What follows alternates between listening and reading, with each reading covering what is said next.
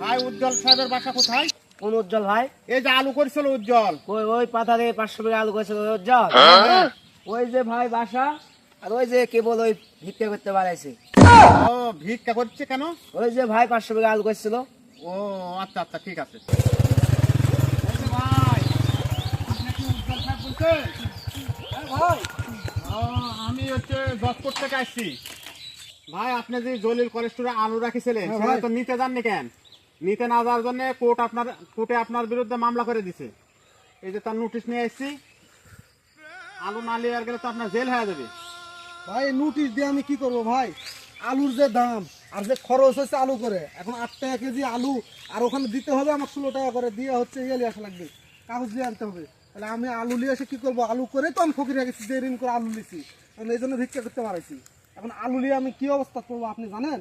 আমি আলু নিতে যাওয়ার পারবো না, আমার ফাঁসি দিলে ফাঁসি দিয়ে দিয়ে বাংলাদেশের আলু কইরা খাইছি আমি ধরা রে, এখন আলু কেউ আর নেই না রে। বাংলাদেশের আলু কি ভাই কোন দেশেই চলে না রে, এখন আলু কইরা আমি ফকির রে। এ ভাই বাড়িতে কেউ আছেন?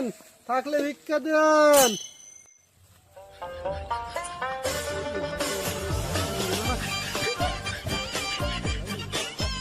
ওই গো ভাই, বাড়িতে কেউ আছেন? থাকলে একটু ভিক্ষা দেন ভাই। আচ্ছা কই? হ্যাঁ ভাই। এই যে না ভিক্ষা।